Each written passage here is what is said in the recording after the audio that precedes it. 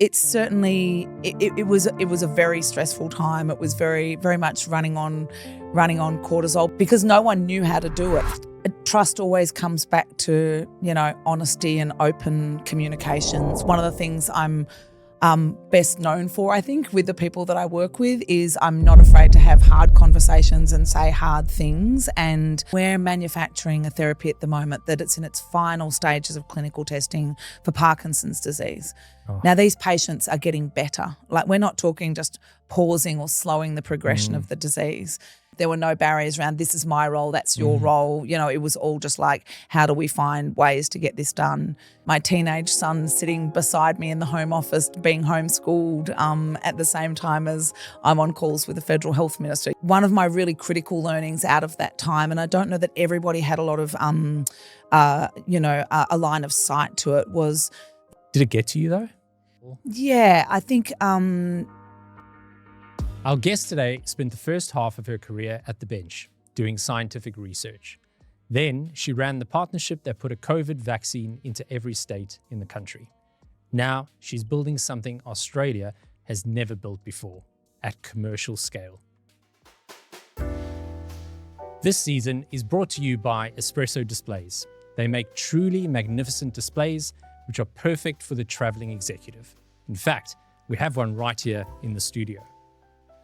ProSite Change Consultancy, who are at the forefront of the people side of change, and Boyd & Moore Executive Search, who are a leading executive search firm in the APAC region.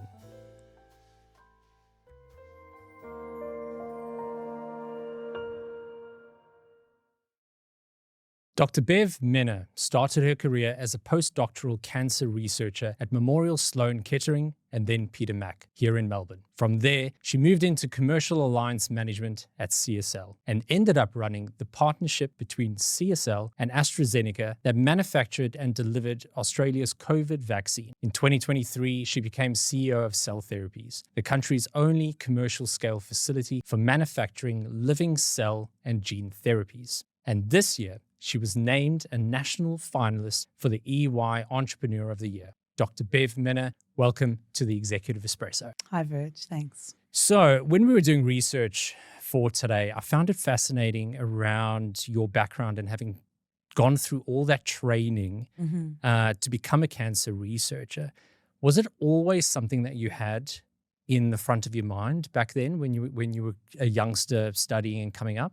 Yeah, it's interesting. I've always had a love of science, and I've always been good at it. I'm not quite sure which way round these things go in life. Yeah, I think at school, and I see it now in the young people I know. I think if you're good at something, you like it, but also if you like something, I think you tend to be good at it. So I've always been drawn to science. I'm the only person or the first person in my family to go to university. So for me, that was never an obvious path, but as I went through my studies and was really drawn to, to biology and maths and physics and chemistry, it was a path that became fairly clear. Yeah. So, and in terms of cancer, that was never, a particular focus, but certainly I think it's just a really fascinating area of research, and it's not just one disease or one condition. I think it's a really fascinating biological process that ends up in cancer development. So I think it's very interesting. Yeah. And it's very specific as well. Yeah. Was there a time though where you looked at it and you doubted yourself a little bit in terms of the career maybe that you had chosen? I think in terms of the career path, I've never been someone who had a very clear path in mind as to what my path forward was going to look like. I always have been and continue to be someone who I want to make sure that I'm doing something that I really enjoy, and when I stop enjoying it, I start looking for the next thing that that's going to bring me that joy. So when it came to doing cancer research, the intellectual side of it is just so fascinating, and physically doing the research is probably not as fascinating. I worked out fairly quickly during my PhD that I'm not built for the lab. I love people. I love engaging with people. I'm a true extrovert. I'm energized by those around me. So for me, I love the science, but then I'm like, there must be something else that actually gives me that ability to engage with people as well. So I after my PhD went on a bit of a quest to find out, well, how do you move from being in the lab where you do actually feel a long way away from the patients that you're having an impact on. So what does science look like to bring it closer to people? So that was sort of the quest I found myself on. And that's that significant shift, I guess, going from, as you say, the bench and the lab to more commercial roles. Yeah. So when you identified that as your next path or your next chapter, was there, what did you have to put in place in order to make that happen for yourself? Yeah, it's interesting. I took an interesting sort of turn when I left the lab. So after my second postdoc, I retrained as a genetic counsellor because in my mind it was, okay, this is a way that you can actually take genetics and science and actually use it directly with patients and help them make decisions about their own lives and livelihood and health. And so I actually retrained and did that work for a number of years, both in cancer genetics, so with families with inherited cancers, but also then in the prenatal space. So that, I believe, doing that training as a counsellor taught me some skills that I still use every day today. So how to really listen to people, how to pick up on cues from people so that I understand what's motivating them if they're not doing so well, or if they are doing well. I think that, so it actually really honed my interpersonal skills. I then worked out fairly quickly in that space that I was not then getting the intellectual challenges that I was getting previously in the lab. So that was when I made a step across more into pharmaceutical development, and that's where I found you actually do need really strong interpersonal skills, as well as a deep understanding of the science. And if you actually have both of those things, you can actually be a really effective leader. Yeah. When you took that leap into the leadership piece, because, I do this day in and day out. I talk to leaders and up-and-coming leaders and leaders who have been doing this for 25, 30 years. And there is a point in your career when you're first starting out where you're very good on the technical side. Yeah. And then there's almost two paths that get opened up for you. The one is that managerial route. Where you sometimes have to leave a little bit of the technical expertise behind and focus more on the people. Or that's just that subject matter expert and you continue down that really specific technical path. Yes. Was there, when you started looking at more of the commercial management leadership side of things, was there someone who was backing you or someone in your corner that you leaned on, maybe another senior leader or someone that you respected that kind of helped you on that journey a little bit to try and discover what that looked like? Yeah, it's interesting. I think I've had a number of very impactful leaders, influence me and support me throughout my career.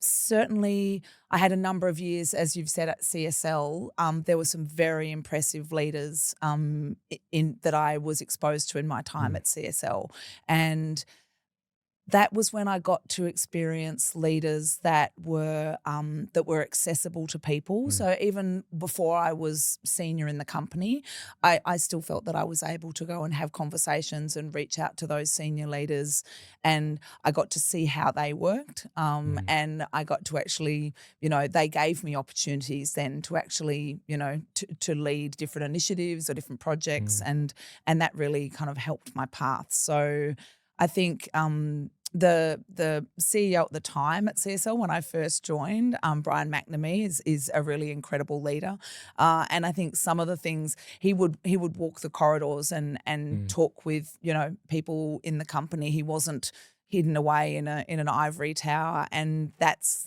a learning for me that's been really important for me.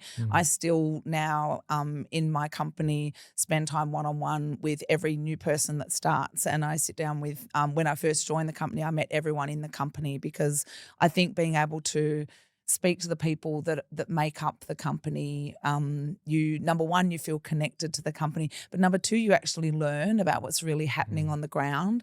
And it's only when you actually deeply understand what's working and what's not working that you can be a really effective leader, I think. I think if I separate myself too much physically, that doesn't actually help myself or the company. So I think that was something that I definitely learnt through a number of different leaders that I got to work with at CSL. I wonder if the work from home and the working remotely piece potentially hinders some of that learning from leaders who have been there and done it before. Absolutely. I think it's virtual. There's a lot of great things about being able to work virtually, and I've done it for decades. But I do think the ability to be able to just, the water cooler conversation or to just go and grab a coffee with someone and have a chat, I think is really important. And I think for me today, my team, to be able to see me around the corridors and to be able to sit and, kind of have a chat with me or grab me and ask me a question or tell me something, I think that's really important for them. And it's important for me as well. So, I think virtual work, I think there are lots of ways we can still stay connected when we're working virtually. And I certainly think we can ping each other messages and, and quickly jump on calls and we can do that. But it feels still a bit as if you need a real intention behind doing that, as opposed to a more informal connection that you can get when you're in person, I think. Yeah. I remember some of the best days when I first started out, where I learned the most was when we're all in the office and a senior partner will walk past and say, I'm going to go meet X client. Yeah. Do you want to come with? Yeah. And if I wasn't there, I wouldn't have got the invite. Yeah. Right? So you go with, and you're carrying a bag and you're making coffee along the way, but you're just in that space where you're learning from someone who has 20, 30 years experience on you. Yeah. And I just like some of those learnings I still use today. Yeah. I think those incidental conversations are incredibly impactful. Yeah. And we don't know when they're happening. We don't know the influence that we're having on the people around us, and they don't always know the impact they're having on us. And I think that's kind of the magic. Yeah, I agree. I read somewhere about your role, obviously during COVID and the vaccines. Can you tell me a little bit about what you were involved in at that time? Yeah, so there was a very close relationship between the Australian federal government, AstraZeneca, and CSL to manufacture the AstraZeneca vaccines for Australia. And I was the lead. So I was, from the CSL side, I was the person that was sitting in the middle of those three entities and making that work. So from the CSL side, business as usual had to happen, and products that we were already committed to make had to continue on. From the AstraZeneca side, we had to work with this much larger company that had a very different way of working and was geographically in a very different place as well. And then with a partner like the federal government, where there are obviously very different priorities, different ways of working. So I was really sitting at the centre of those three entities and making it work at pace. And it was truly one of the most exhausting, but also just one of the most rewarding things I've ever done. And I learnt so much from that, and I got to see so many impressive people really just step up and and deliver in ways that we didn't think at the beginning of the pandemic was going to be possible.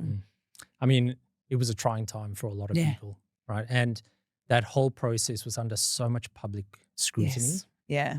For you in that environment, how do you build or even start building trust in something that we didn't even have a blueprint for, before that?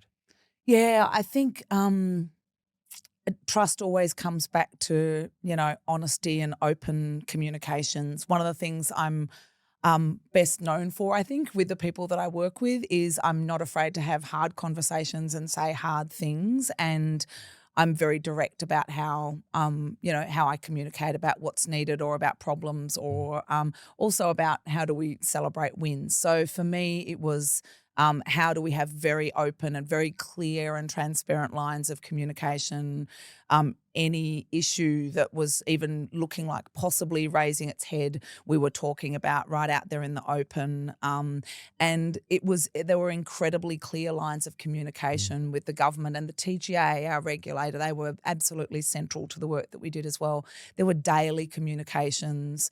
There was no hesitation from any party to pick up the phone and ask a question, no matter how, kind of out of left field it seemed to be. And there was also I think all of the questions were out of left field during that 100%, stage. yeah. And I think there was a real sense of clearly, the word unprecedented has been used so many times, but I think it was really because no one knew how to do it. How do we, just ask the question, like throw the question out, throw any ideas out there like that. And there was a real building a team with a sense of you can ask anything. There's no such thing as a dumb idea. I think those things, building that open kind of, that environment so that people could do that, I think was incredibly important. And everybody came to the party on that. I think that the government, the TGA, AstraZeneca, and the internal team, everyone really just there were no barriers around this is my role, that's your role. It was all just like, how do we find ways to get this done?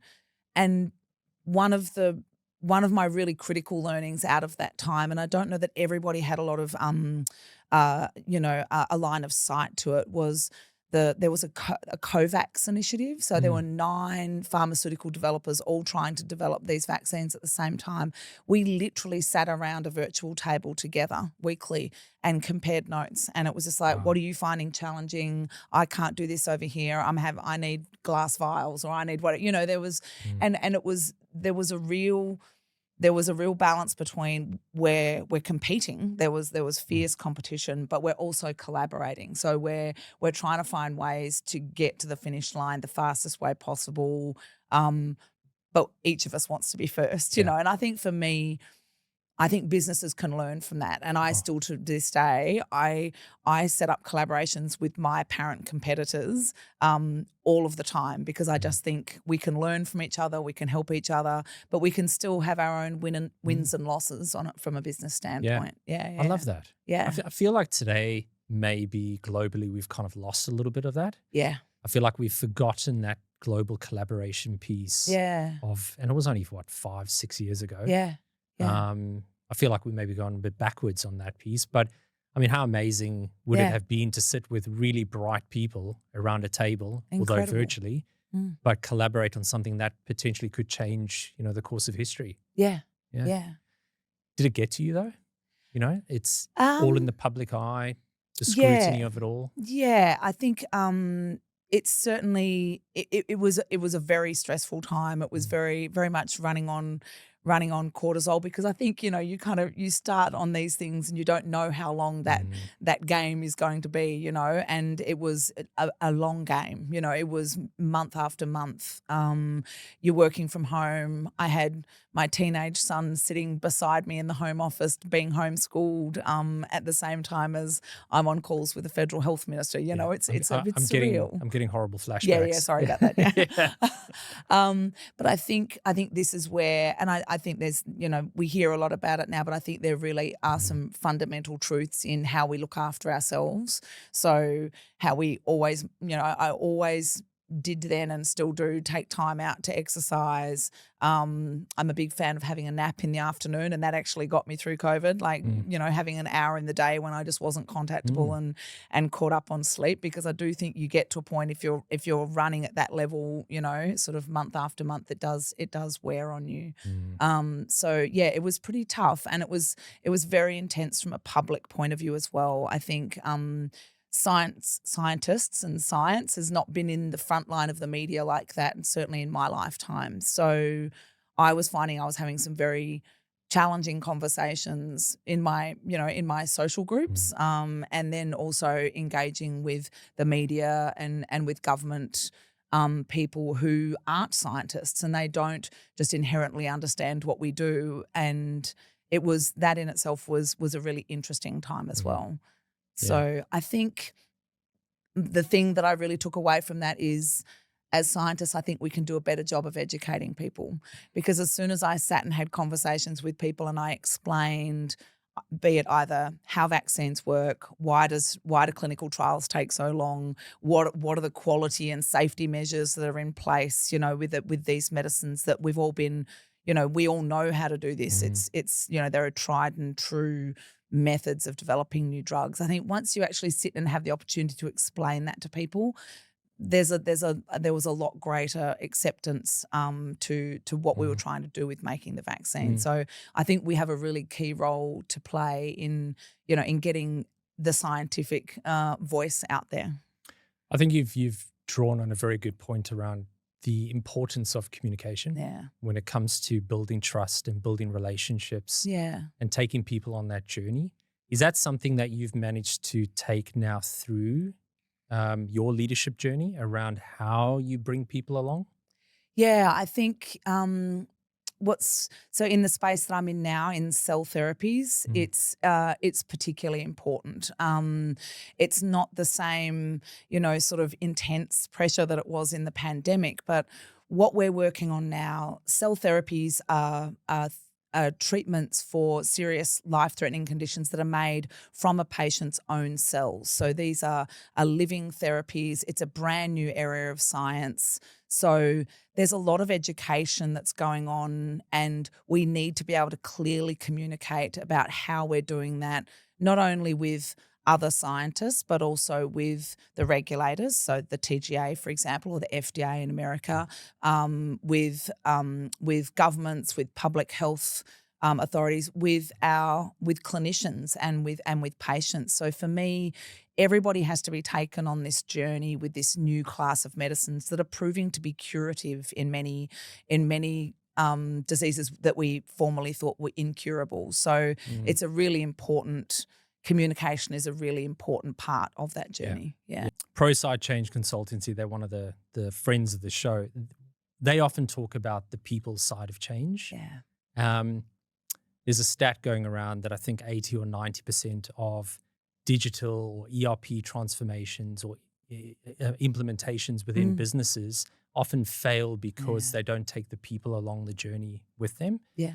I mean, you're obviously doing that on a sort of different scale, but trust is one thing when it comes to that. Communication is obviously, another thing there. How do you, in terms of your style and your leadership style, when you've got people that potentially, or employees or other people within the organization who maybe don't believe truly in what is happening or what they're getting involved in? Yeah. What's your style in trying to bring them along on that journey with you?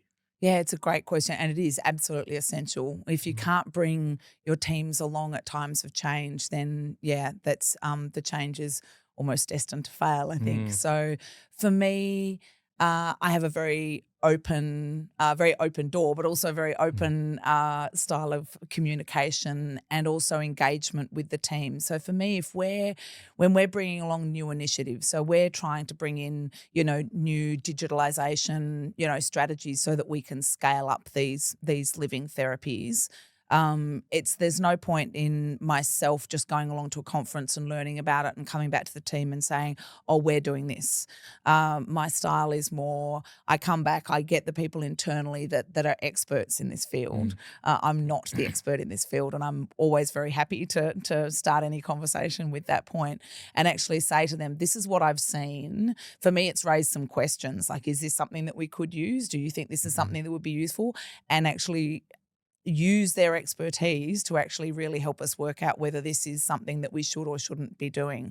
I'm often wrong. And I'm also very happy to say that. And so for me, to get the team experts involved in the room and get their voices to actually help make the decisions. And then if we are going to implement something new, how we do it has to absolutely sit with a team of people. So that's certainly, so I not only bring them along, but I rely heavily on them to actually do initial assessment, but then how do we actually make this happen? Yeah. I think one of the most misunderstood roles of a CEO is that ability to delegate, to the expert. Yeah. And I think a CEO, a friend of mine from a few years back, he said one of his key strengths is be able to build a team around him of experts, because he doesn't know everything. Yeah. And there's a reason that the team is there, right? Yeah. To add that expertise and subject matter expert to him. Yeah.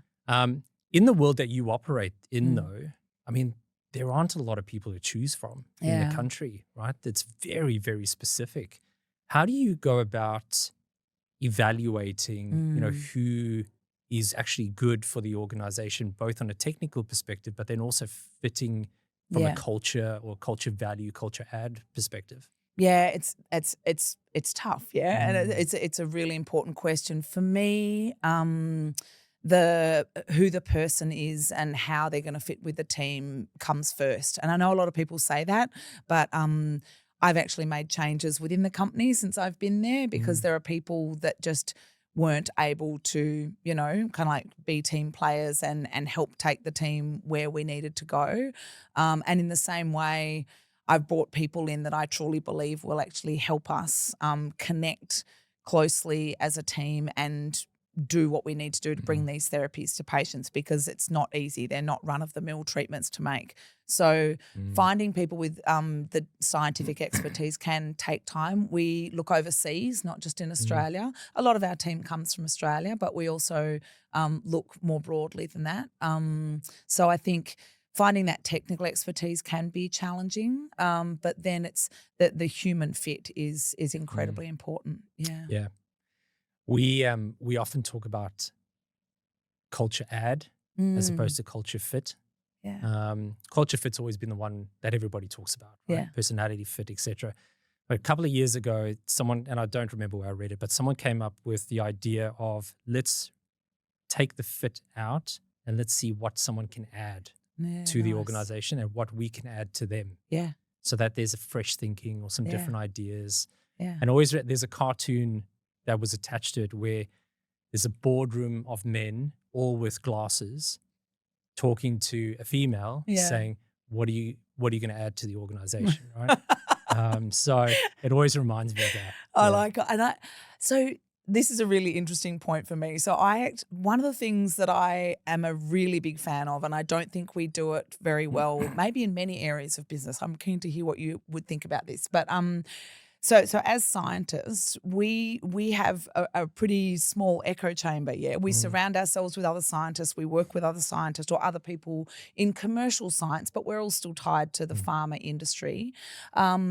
I'm a huge fan of engaging with people completely outside my industry to find out and to ask them how they do things differently and to get ideas from them. So I think we've got to find better ways of learning from each other outside of our own little silos, because it's the only way. I think it's the fastest way, not the only way, that will really move the ball forward. I think it's really critical, and we've got to think about that with our people as well. In a previous role, I actually brought in someone who had previously worked in the CIA and had a background, and then I brought him into a pharma role. He had a very different view on the world, but he had expertise in decision analysis and decision making that to me was just so interesting, and I could see how it would apply. So I actually think as leaders, it's on us to not just look within our nice little safe group of people that, or CVs that we would usually kind of look at, but look a little bit left and right to see what else is out there that can bring something, the culture add. Yeah. I think a lot of the time it's cyclical. Yeah. So organizations are horrendously bad at managing their own risk. Yeah.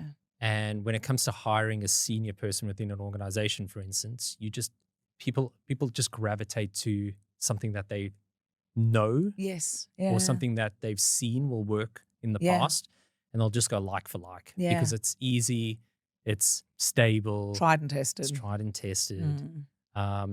If they go a little bit outside of the box, often then if it doesn't work, it comes back and people start questioning the person's decision-making skills based on that. So it's a risky on both sides, but I'm a firm advocate of try something new. Yeah. The challenge you know what? is, if it's wrong, you put your hand up and go, what, this didn't work, so we're going to make another change. I mean, I think being able to say when we've made a call that's wrong and then learn from that, I think Have is some the most accountability. important thing we have to do. Yeah. I think the challenges that a lot of organizations face, other organizations are facing the exact same challenges. Absolutely. So why not be able to learn from them? Yeah. I host a HRD lunch once a month. Very informal. We meet at a restaurant and we all talk about the challenges in our organizations. But I make sure that there are 10 people from completely different organizations and companies there. Great. And the only thing you need to prep for the afternoon is bring one thing that you're struggling with. Yeah. Throw it out to the table and let's see Love if we can help you. Yeah. Let's see if we can problem solve together. You won't believe it. You know, Yeah. the challenges in the tobacco industry are exactly similar challenges to what people are facing other manufacturing or distribution businesses. Yeah. Because a lot of it's just about logistics. Yeah. Right? Yeah. So, and vice versa. So it's just nice being able to be around. I get it. You want to be around people that are of similar background and ilk, and there's a commonality there. Yeah. But very often when you're talking to someone from something completely new, you get some new ideas. Absolutely. For me, there's two places where I get new ideas. One is in conversations with other interesting people, and that can be anyone. That can be, you know, someone that I've met in my travels overseas. You know, I travel a lot for work. So, but the other one is in the shower. So, you know, slightly less social. But, you know, like I really think we've got to, open our minds a little bit and find ways of, learning new ways of doing things. Absolutely. The thing is that there are very few problems in the world that someone else hasn't already thought about and found a way to tackle. So if we can actually ask, and maybe it will happen upon the right person to ask that right question of, it might actually just kind of like germinate something in our own minds that can be like, this is the start of a different solution, which I'm Absolutely. a huge fan of. Yeah, absolutely. When I was doing some research on cell therapy and stem cell research, I noticed that there is actually a pretty bad dark side to the industry. A couple of topics and things popped up, whether it's clinics, selling unproven stem cell treatments. Yeah. A lot of it's to desperate patients. Yeah. Sometimes actually causing quite a lot of real harm, as I'm sure you've seen. Mm. You're operating on that exact opposite end of the spectrum, where it's fully regulated and all those good things. I mean, does it frustrate you that the word stem cell sometimes carries a little bit of baggage?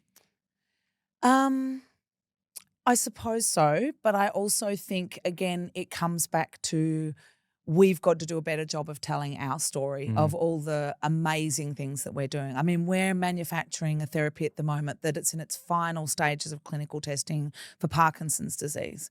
Oh. Now, these patients are getting better. Like, we're not talking just pausing or slowing the progression of the disease. And we've now, in the last few weeks, there's been data published on CAR T therapies, which were the initial cell therapies for blood cancers. There's 10-year survival data on now for people that didn't have months to live. 10-year survival data for incredible. A whole suite of people. So these are the stories that we need to get out there and talk about more, because there are bad characters in any industry. There is very little of that in Australia. We work in, such a great environment from a quality and a safety and a regulatory point of view. But I think we really need to, I think it's on us to go out there and to tell our fabulous stories. Yeah. You're also putting together this partnership with Japan and Korea. Yeah. What does it take for an Australian business to become that credible partner in Asia? I mean, there are so many similarities with the way we do things, but there are also completely huge differences. I mean, I work for a massive APAC search firm, and the differences between businesses we work with in Japan, Korea, China, and Australia are sometimes incredibly vast. Yes. And you've got to understand those nuances. Yeah. Is that something that you're sort of figuring out as you go along? I'm absolutely figuring it out as I go along. So we have facilities here in Melbourne that are large enough for us to be able to make thousands of doses of these cell therapies. And so we could potentially be providing these life-saving therapies to countries through Asia that don't have an entity like ours sitting on their shores. But on the flip side, as of late last year, there are more clinical trials going on in Asia Pac in this area than anywhere in the world. So more than North America, which used to be the home of all, of most clinical trials. So we're right in amongst it here in Asia Pac, and I think we need to stop thinking about ourselves as being here for Australia and for being here for the region, because it's an incredible region. In terms of how we're working with these partners, it is a real learning curve. So the first thing that I do is we have quite a diverse team. So we've got just under 80 people in the company. 1/3 of our staff were born outside of Australia. And we have many different backgrounds. People, I think there's about 25 different languages spoken in the company. Before I go on any trips overseas, I reach out to our internal team to say, anyone that actually has heritage or knowledge of this particular, place, I sit down with them, we have a conversation, I try to learn just those subtle things about culture and business and engagement that I might not be aware of going into those engagements. So I think there's some of those, more human skills that I try to really hone. I think most of the business work that we do, though, it does come down to really simple principles of open, transparent communication. We obviously have to make sure we have all the right contracts in place with all of our different partners. But we've now got a network of partners that include not just Japan and Korea, but also Singapore, Hong Kong, and Taiwan. And we're speaking to a group in Thailand as well. And I'll be in China in a couple of months' time, because it's a fascinating space. And the innovation that's going on in China is truly incredible. Yeah. So for me, it's how do I learn about the human side of those cultures, but then, going into those engagements, willing to learn about how to maybe do things differently, but with those same fundamental, as you've already said, those fundamental principles of trust and openness. And we've been nothing but pleasantly surprised with the engagements we've had so far. Yeah. I do a lot of travel for work as well. And I mean, the novelty of living out of a suitcase, it wears off pretty quickly. It really does. When you're traveling and you're in different time zones and everyone's trying to pull you from one meeting to the next, how do you look after yourself? How do you look after your own well-being? How do you stay on top of that sort of healthiness? Is that a word, healthiness? I think it is. Let's go with that. Yeah. I am a very keen exerciser. I'm at the gym pretty much every morning at 5, 6 days a week. And when I travel, I try to still get up in the morning and do some form of movement and exercise, even if it's getting out and going for a walk in a new city that I'm in, as long as it's safe, obviously. So for me, I think that's a really important thing. I think staying connected to people at home. So staying connected to my family, staying connected to the team in the company when I'm traveling. And even if it's a small thing like, being able to in the evening or the morning in your hotel room, being able to, shoot off some messages to people, have a quick chat if people want to, so that they still feel connected to you and they know that you just haven't disappeared and you're not there to help. So, I think for me it's making sure that you have those touch points. But I think the other thing I do pretty much on every work trip that I do, and that's been a lot over the years, when I'm in a new place, I always try and find something in that place to go and do that's not work related. And it might just be for a couple of hours or on a Saturday or something like that. So, and you actually get to go and see some really amazing things and you get to meet some really great people, because as you know, when you're traveling for work, you're in meeting rooms, hotels, you're not necessarily seeing the sights. So I think it's really important to kind of take those little moments and go and see a place. I love that. It's important as well. Yeah. Because I know it's sometimes it becomes all about work. Yeah. And trying to prioritize some downtime or well-being is hard sometimes. Yeah. I also sleep very well on planes, which is slightly annoying for anyone traveling with me, but I don't ever connect to the Wi-Fi on a plane. Okay. I always switch off entirely, and I will half watch a movie and then sleep. I'm quite a good sleeper. Yeah. Oh, that's good. Yeah, that's really good. I'm pretty pleased with that one. Yeah. I'm sure that when you are traveling, the diary's full. How do you? I mean, I struggle with this even when I'm not traveling. Yeah. But how do you prioritize your schedule when so many people are trying to pull you in different directions? Yeah. This has been a real learning for me because I used to kind of pretty much say yes to Yes. most things that people ask me to do. And yeah, I'll be in that meeting. Yes, I'll come to that. Yes, I'll come and have a coffee with you. And I've really tried to shift that. And I really find myself when I look at my upcoming week, if there are things in there where I think, you know what, I really don't need to be in that meeting. I have an awesome team. Yeah. Most of the conversations that are in my calendar, I'm like, there is someone else in my team that can do that. I don't need to be there. So I check with them obviously first to make sure, do you need me there for something? But if not, I really try and make sure that I leave things that I can to other people. But I also make sure that I've got a couple of things in there in the week that are just for my enjoyment. So if there are people in my network that I just really enjoy their time and their company, I'll, find time to meet them for a coffee in the week. I've still got a couple of mentors that are really important to me. And so making time to connect with mentors. I'm also a mentor of other people and I get a lot from that. So I think making sure that I can delegate what I can, carve out time for those other things that really, that really bring me joy. That's kind of, important, that balance. Yeah, having mentors is such an important piece of it. Yeah. I think every day is a school day. Yeah. Especially when you have mentors around because they can really bring you back down to earth as well. Absolutely. Which I love. I've got 3 mentors. They're based all over the world. Yeah. And depending on when I need them and what I need them for, I'll interact with them. And I'm very conscious of their time as well. Yeah. So it's not all the time. Yeah, It's catch up once a quarter, really, just to see how everyone's doing, etc. But yeah, that I think on the opposite side of that, being a mentee is also incredibly gratifying. Yeah. If you've got the time for it. Yeah, absolutely. Yeah. Looking back on the arc, I suppose, that you've gone on, from those days as a researcher to then now being the CEO, what's the leadership lesson that you took maybe the longest to actually learn during that time?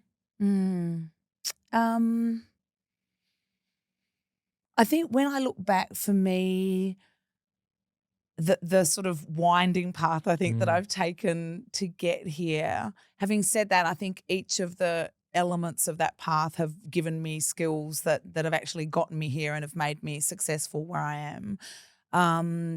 I think for me, curiosity has been a really important thing along that path. So if I am working in a field and I'm not feeling it, or it doesn't feel like the right role, rather than either just deciding to grind it out or jumping ship straight away, for me it's going having conversations, asking people, talking to people, trying to find out, is there something else that I can do while I'm still in this role? Is there something else that I should be looking at outside of this? Is there something outside of work that I could be doing to supplement how I am at work at the moment? So for me, curiosity and talking to people from lots of different backgrounds and really thinking differently about where I'm at is really important. And I think it took me quite a while to learn that. Yeah.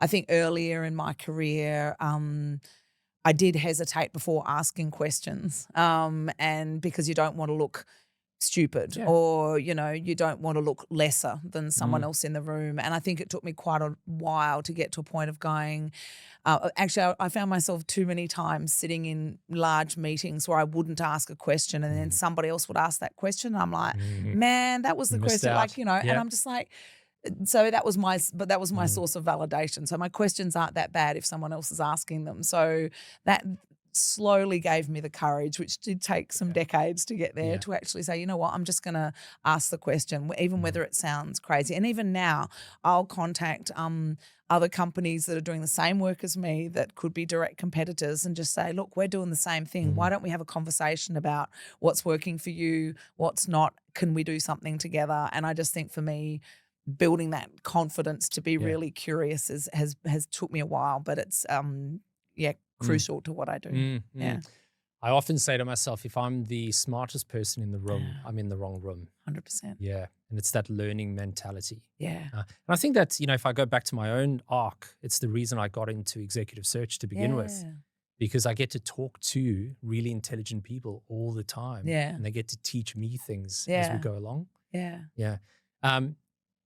Again, talking about that arc, when I was coming up and I did my MBA many, many years ago, they kept saying, go and read leadership books or go and read what other CEOs have done along the way. Is there anything now that you've been in the CEO seat over the last couple of years, is there a belief that you had before you got the seat, now that you're in it? Is there something that's just completely changed and you looked at it and you go, maybe it wasn't like that or isn't like that? I think it was really interesting. So when I started in the CEO role, so I came out of CSL, which is a very large organization, and I came into the CEO role, and it did take me like the first, like maybe 6 months. I found it really novel that I could I could make a decision to do something and I could just do it. And which sounds really silly, But I you think didn't have to seek any in large other, organizations, you spend a lot of time making PowerPoint presentations and going through many decision-making committees, which has its place, I understand. But the freedom of being able to make a decision, make a call on something and act on it, and then see those decisions kind of reap rewards, and that actually then kind of gives you the confidence to go, no, look, there was nothing that was really magic about other leaders that I've watched over the years. I can actually do that as well. So I think for me that affirmation that you can strip away all those layers and actually get back to it and go, no, this is an informed decision. Obviously, none of this do I do by myself. I have an amazing, bright team around me that have got really diverse backgrounds that bring awesome thinking to the table, and but then being able to garner the best of that and make a call and then go and act on it, I think has been just super rewarding. Just love it. Yeah. Now, if you had to sit across from the table of the younger you, who was doing the PhD and going through that whole process, and you could talk to her about what comes next, what would you say to her? I think I would highlight the asking questions and the curiosity. I think it's just like keep asking questions, keep talking to people, keep trying to find out new and different things. Don't just sit in something if it doesn't feel like it's the right thing. And I talk to a lot of young people. I do a lot of work in schools and in other places where I get to engage a lot with the next generation of bright young things growing up. And my message to all of them is you don't have to have all the answers today, and you don't have to have a path that's set in stone. If you do, sensational, like, go you. But sometimes you've just got to go with your gut a little bit, do something that you really enjoy, do it well, like, work hard, and but then be curious, think about other things, do other things. If your path meanders, that's okay. So I think that's important for us all to remember, no matter where we are on our path. Yeah, I love that. It's something I try to talk to my kids about as well. I often also do the school routes in terms of going to speak to year 11s and 12s about careers and what that looks like. And whether it's right or wrong, because I get some scary looks from the teachers. But I often say to them, do you know what? Like, if you don't have it all figured out, that's actually okay. Yeah. Thank you so much for joining me today, Bev. It's been lovely speaking with you. It's been really good. I love talking about the journey that you've been on. I've also just loved talking about your humbleness when it comes to leadership, and that authenticity that you bring. So thank you very much for joining. Thank you so much. It's been lovely. Thanks.